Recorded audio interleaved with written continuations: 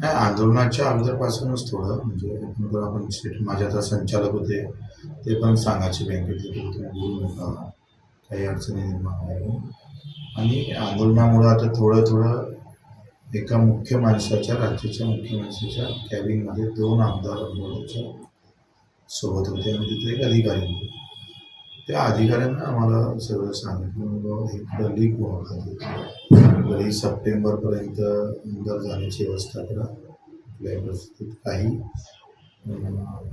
शोधून काढा, तुम्ही तुमच्या स्तरावर करा, मी प्रशासकीय स्तरावर सगळं शोधून काढतो, तर कुठं अडचणी निर्माण होईल, काय होईल,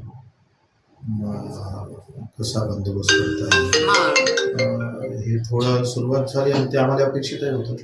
आता ते राजकीयदृष्ट्या हे करतातच, ज्यानं काही ते काही नवल नाही, पर आम्हाला ते अपेक्षितही आहे आणि आमच्या मायनं पहिले सांगितलं. आता सार्वजनिक जीवनात येशील तर भगतसिंगासारखा लढतो. म्हणजे ह्या सगळं झाल्यानंतरही आमच्यावर आम्ही लढलो आणि टिकलो, तर ही आमची परीक्षा आहे. आमचे सत्व तपासणीचे दिवस येणार आहे आणि त्याच्यातून उजळून बाहेर निघू आम्ही.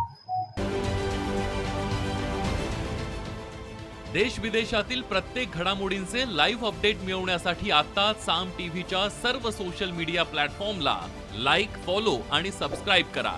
तसंच सर्व नोटिफिकेशनसाठी बेल आयकॉन प्रेस करायला विसरू नका.